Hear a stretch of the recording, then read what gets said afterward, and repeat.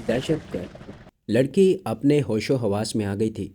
जल्दी से उसने घोड़े की काठी को दोनों हाथों से पकड़ा और उछलकर उस पर बैठ गई। दूसरे लम्हे हमारे घोड़े होशियारपुर कठवा की तराई के नीम पहाड़ी इलाके में दौड़ते चले जा रहे थे। मुझसे दो आदमी कत्ल भी हो गए थे। अगरचे मैंने सेल्फ डिफेंस यानी अपनी जान बचाने के लिए उन्हें कत्ल किया था, मगर मुझे दुश्मन मुल्क में कानून का तहफ़्फ़ुज़ कैसे मिल सकता था। मुझ पर तो कत्ल का जुर्म ही आयद होता और फांसी की सज़ा हो जाती।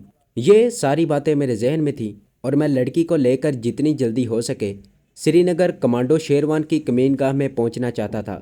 घोड़े काफ़ी तेज़ दौड़ रहे थे, फासला तेज़ी से तय हो रहा था। हम एक पक्की सड़क पर आ गए। लड़की ने कहा, यहाँ से हमें होशियारपुर की लारी मिल जाएगी।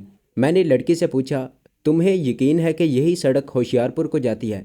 उसने कहा, हाँ, मैं कई बार यहाँ से लारी में बैठकर होशियारपुर गई हूँ।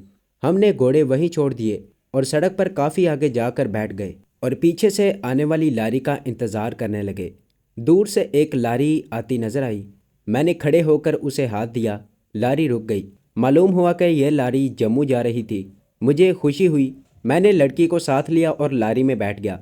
कठवा लारी रुकी तो मैंने लड़की से कहा, हरनाम कौर, कुछ खाने को लाओ। अगर आप इससे रिलेटेड मज़ीद वीडियोस देखना चाहते हैं तो हमारे चैनल को सब्सक्राइब करें और बेल आइकन को दबाकर ऑल नोटिफिकेशन ऑन कर लें ताकि हमारी तमाम आने वाली वीडियोस आप तक बआसानी पहुंच सकें। मैंने लड़की से कहा, हरनाम कौर, कुछ खाने को लाऊं? यह जुमला मैंने जानबूझकर ऊंची आवाज़ में कहा था कि दूसरे हिंदू सिख मुसाफिर जो लारी में हमारे करीब बैठे थे उन्हें यकीन हो जाए कि हम भी हिंदू सिख ही हैं। लड़की समझ गई। कहने लगी, नहीं वीर जी, मैं यही चाहता था कि लारी से नीचे ना उतरूं। थोड़ी देर तक अड्डे पर रुकने के बाद लारी जम्मू की तरफ चल पड़ी। यह सारा इलाका पहाड़ी भी था और कहीं कहीं मैदान भी आ जाते थे। सर्दी ज़्यादा नहीं थी, धूप निकली हुई थी। लारी आहिस्ता आहिस्ता चल रही थी, जिसकी वजह से जब हम जम्मू पहुंचे तो सूरज गुरूब हो रहा था। जम्मू का शहर मेरे लिए जालिंधर से ज़्यादा ख़तरनाक था। यहाँ मुझे मोहतात रहने की ज़्यादा ज़रूरत थी। कश्मीर की जंग की वजह से यहाँ सीआईडी बहुत फिर रही थी। मैंने लारी अड्डे से ही मालूम कर लिया कि श्रीनगर जाने वाली लारी अब सुबह के 4 बजे चलेगी। शाम को श्रीनगर कोई लारी नहीं जाती थी। अब मेरे सामने रात गुजारने का मसला था। जम्मू में अपना एक मुजाहिद ज़रूर आम शहरी के बेस में मौजूद था, मगर मैं लड़की के साथ उसके ठिकाने पर नहीं जाना चाहता था। इतने पैसे मेरे पास थे कि हम किसी होटल में रात बसर कर सकते थे, लेकिन होटल में रात बसर करने से हम सीआईडी वालों की नज़र में आ सकते थे। जम्मू के होटलों के बाहर तो सीआईडी ज़रूर मौजूद होती थी, बल्कि होटल वाले खुद सीआईडी वालों को बता देते थे कि रात ठहरने के लिए उनके होटल में कौन कौन आया है। हम लारी अड्डे की छत के नीचे एक तरफ होकर बैठे थे। लड़की ने चादर से जिस्म ढांप रखा था। मैंने उसे कहा, कुछ खाने को लेकर आता हूँ।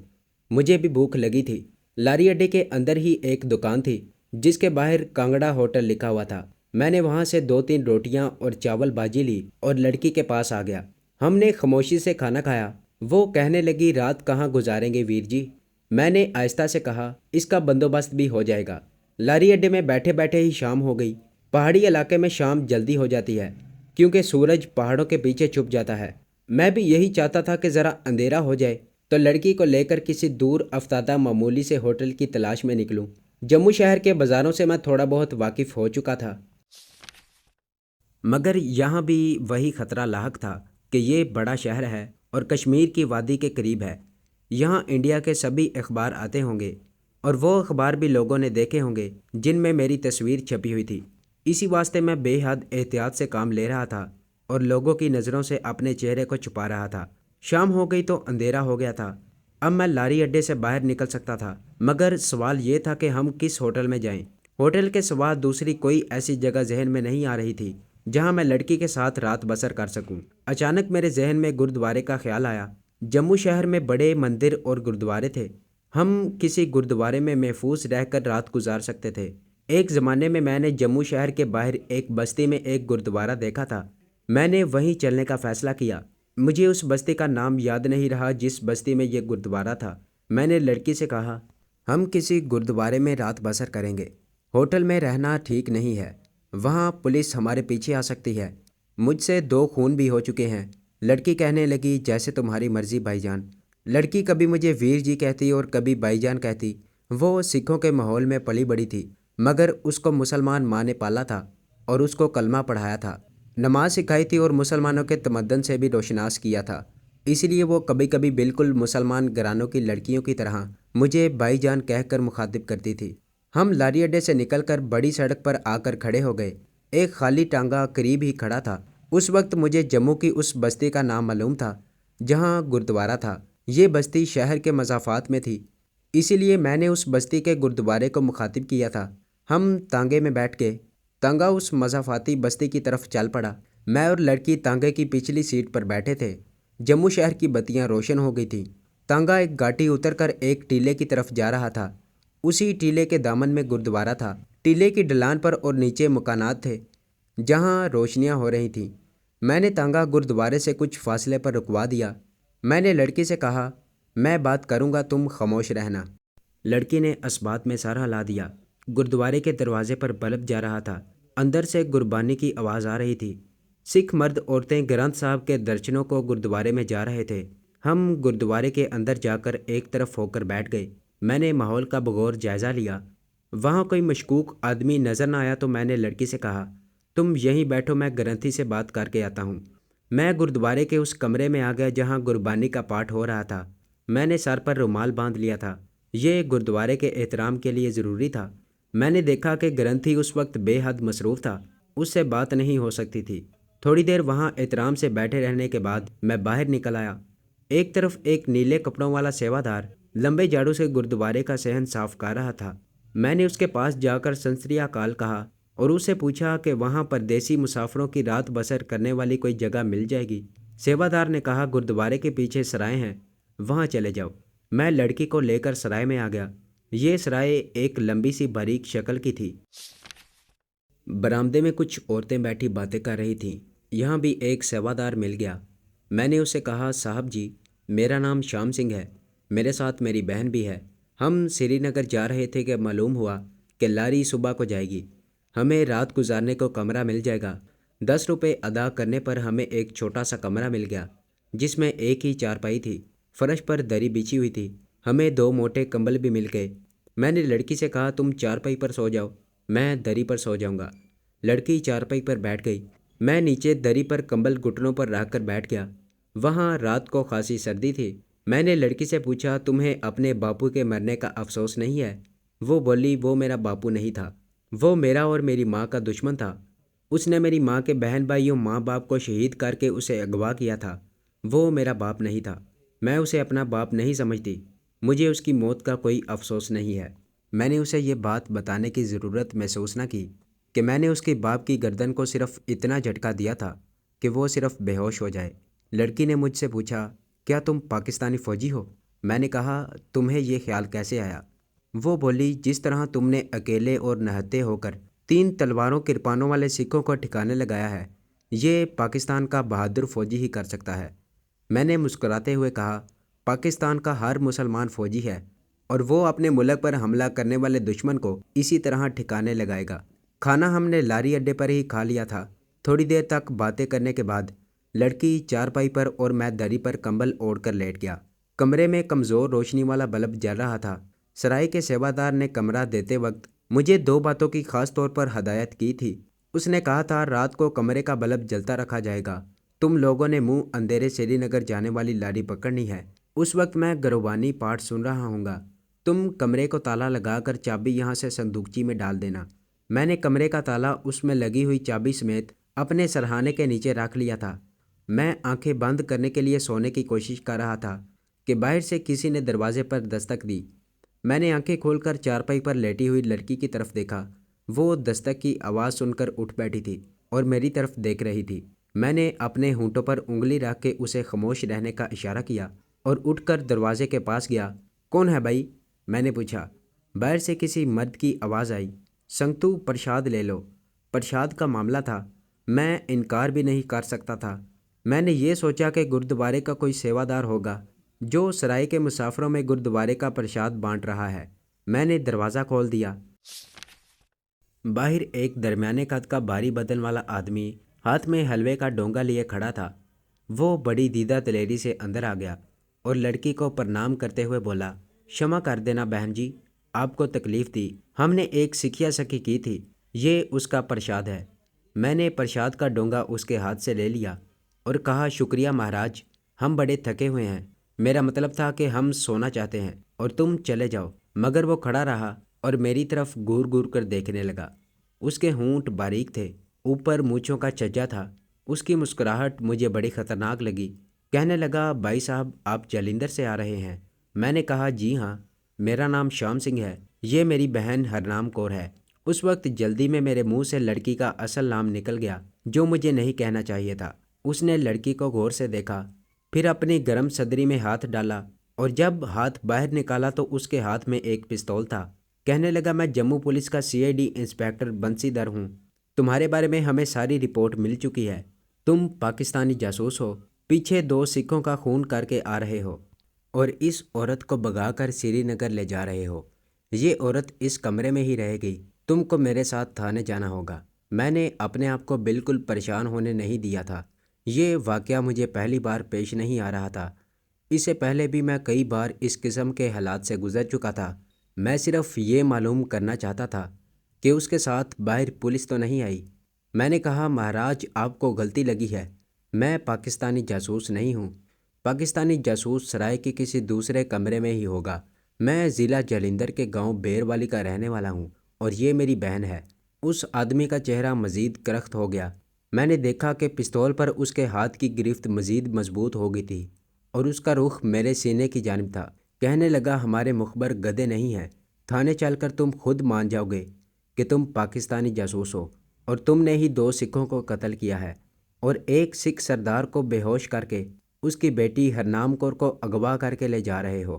میں نے ہرنام کور کی طرف اشارہ کرتے ہوئے کہا، مہاراج آپ ہرنام کور سے ہی پوچھ لو، اگر میں اسے اغوا کر کے لے جا رہا ہوتا تو وہ شور نہ مچاتی۔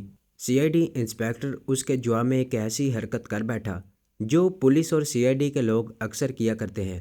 پستول اس کے سیدھے ہاتھ میں تھا اور وہ مجھ سے 2 قدموں کے فاصلے پر کھڑا تھا۔ اس نے مجھے بڑی غلیظ گالی دیتے ہوئے ایک دم بائیں ہاتھ سے میرے منہ پر زور سے تھپڑ مار دیا۔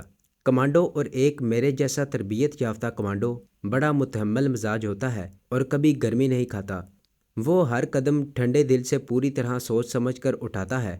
مگر خدا جانے اس وقت مجھے کیا ہو گیا کہ گالی سنتے اور تھپڑ کھاتے ہی میرا سر پھر گیا۔ شاید اس کی وجہ وہ لڑکی بھی ہو جس پر پہلے ہی میری دلیری کی داغ بیٹھ چکی تھی اور جو چارپائی پر حیران پریشان بیٹھی تھی۔ میری آنکھوں کے سامنے ایک بجلی سی کوند گئی۔ پھر مجھے کچھ معلوم نہیں کہ میں نے کیسے اس کی ناف کے نیچے زور سے اپنا گھٹنا مارا اور کیسے وہ دوہرا ہو کر گر پڑا، پھر کیسے میں نے سب سے پہلے اس کا پستول پاؤں کی ٹھوکر سے دور پھینکا اور کب میں نے فولادی بازو نے اس کی گردن کو اپنے شکنجے میں جکڑ کر جھٹکا دیا۔ مجھے ہوش اس وقت آیا جب بنسی در نامی جموں پولیس کا CID انسپیکٹر میرے قریب ہی دری پر مرا ہوا پڑا تھا۔ میں نے پستول اٹھا کر اپنی جیب میں ڈالا اور جیکٹ پہنتے ہوئے لڑکی سے کہا، تیار ہو جاؤ، ہمیں ابھی چلنا ہوگا۔ لڑکی جلدی سے چارپائی سے اٹھی اور سرہانے کے پاس پڑی چادر جسم پر لپیٹنے لگی۔ میں نے اپنے سرہانے کے نیچے سے کنجی لگا ہوا تالا نکال کر ہاتھ میں پکڑ لیا اور لڑکی کو 1 سیکنڈ رکنے کا اشارہ کیا۔ دروازہ اگرچہ بند تھا مگر اسے اندر سے کنڈی نہیں لگی ہوئی تھی۔ میں یہ دیکھنا چاہتا تھا کہ یہ آدمی اپنے ساتھی باوردی یا سویلین کپڑوں والی پولیس کے آدمی تو نہیں لایا۔ برآمدے کا بلب کونے میں جل رہا تھا، برآمدہ خالی پڑا تھا۔ گردوارے کے بڑے کمرے کی جانب سے گربانی کی پاٹ کی ہلکی سی آواز آ رہی تھی۔ جو رستہ برآمدے سے گردوارے کے گیٹ کی طرف جاتا تھا، رات ہو جانے اور سردی بڑھ جانے کی وجہ سے وہ بھی خالی پڑا تھا۔ میں نے لڑکی سے کہا، آ جاؤ۔ لڑکی 6-7 گھنٹوں میں میرے ہاتھ سے 3-4 آدمی قتل ہوتے دیکھ چکی تھی۔ اس کے چہرے پر گھبراہٹ تھی۔ وہ چادر اپنے جسم پر ٹھیک کرنے لگی۔ میں نے اسے کہا، گھبرانے کی ضرورت نہیں ہے، نکل چلو۔ کمرے سے باہر آ کر میں نے دروازے کو تالا لگایا اور چابی اپنی جیب میں ہی رکھ لی تاکہ اگر سیوادار نے صبح کے وقت کمرے کو کھول کر لاش دیکھنی ہے تو اسے مزید دیر لگ جائے۔ ہمارے پاس کوئی سامان وغیرہ تو تھا نہیں، 3 کپڑوں میں تھے۔ اسی طرح بڑے سکون سے چلتے ہوئے برآمدے سے اتر کر گردوارے کے گیٹ سے باہر نکل گئے۔ یہ ہماری خوش قسمتی تھی کہ CID انسپیکٹر معاملے کی تحقیقات کے لیے اکیلا ہی آیا تھا۔ ایسے موقعوں پر یہ لوگ اکیلے ہی جاتے ہیں مگر سنگین حالات میں اسلحہ ضرور ساتھ رکھ لیتے ہیں۔ اس کی وجہ یہ ہوتی ہے کہ یہ لوگ کامیاب کارروائی پولیس کی بجائے اپنے نام ڈلوانے کے خواہشمند ہوتے ہیں، اور یقین کریں اگر میری جگہ کوئی دوسرا آدمی ہوتا تو CID انسپیکٹر اسے تھانے لے گیا ہوتا۔ یہ اس کی بدقسمتی تھی کہ اسے معلوم نہیں تھا کہ اس کا واسطہ ایک تربیت یافتہ کمانڈو سے پڑ گیا ہے۔ جموں شہر کی اس بستی کی سڑکوں پر ٹریفک نہ ہونے کے برابر تھی۔ دریا پار شہر کی بتیاں جگمگا رہی تھیں۔ لڑکی کہنے لگی، اب ہم کہاں جا رہے ہیں ویر جی؟ یہ مجھے خود بھی معلوم نہیں تھا۔ میں نے کہا، اب ہمارا اس شہر میں رکنا ٹھیک نہیں، ہمیں یہاں سے کسی طرف نکل جانا چاہیے، ہم آگے پہاڑیوں میں جا کر چھپ جاتے ہیں۔ لڑکی نے کمانڈو عورتوں والی بات کی تھی۔ میں نے کہا، صبح پولیس کو گردوارے میں اپنے انسپیکٹر کی لاش مل جائے گی اور جموں سے لے کر سری نگر تک پولیس سڑک کی ناکہ بندی کر لے گی، وہ آس پاس کی پہاڑیوں میں بھی آئے گی۔ تو کیا پھر ہم واپس کٹھوا چلے جائیں؟ میرا ذہن تیزی سے کوئی ترکیب سوچنے میں لگا ہوا تھا۔ اس وقت سری نگر کی طرف کوئی لاری یا ٹرین بھی نہیں جاتی تھی، اگر جاتی بھی تو رستے میں ہم پکڑے جا سکتے تھے۔ میں لڑکی کی تجویز پر غور کرنے لگا۔ اس نے کہا تھا کہ ہم پہاڑیوں میں جا کر چھپ جاتے ہیں۔ یہ تجویز مجھے محفوظ محسوس ہو رہی تھی۔ اگر ہم جموں سے آگے نکل کر آس پاس کے ویران علاقے میں کسی جگہ چھپ جاتے ہیں اور وہاں ایک رات اور ایک دن گزار لیتے ہیں تو دوسرے دن کسی لاری یا ٹرک کے ذریعے جموں سے سری نگر تک جانے میں اتنا زیادہ خطرہ نہیں ہوگا۔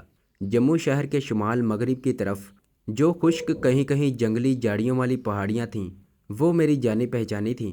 آپ کو یاد ہوگا کہ ایک بار میں بھارتی دہشت گردوں کو ٹھکانے لگانے کے آپریشن کے سلسلے میں ان پہاڑیوں میں دور پاکستانی سرحد کے قریب تک جا پہنچا تھا اور وہاں ان بھارتی تخریب کاروں کو گولیوں سے بھون کر واپس آ گیا تھا جو پاکستان میں جا کر دہشت گردی کرنے والے تھے۔ اگرچہ صحیح طور پر مجھے ان پہاڑیوں کا حدود و حربہ یاد نہیں تھا، مگر اتنا مجھے معلوم تھا کہ ان پہاڑیوں میں بے شمار قدرتی غار، گھاٹیاں، برساتی نالے اور کھنڈر ہیں جہاں ہم جب تک چاہیں بغیر کسی خطرے کے روپوش رہ سکتے تھے۔ اس وقت مجھے کسی طرح کچھ دیر کے لیے روپوش ہونے کی سخت ضرورت تھی، ورنہ جموں اور سری نگر کے راستے میں میرا اور لڑکی کا پولیس کے قابو میں آ جانا یقینی تھا۔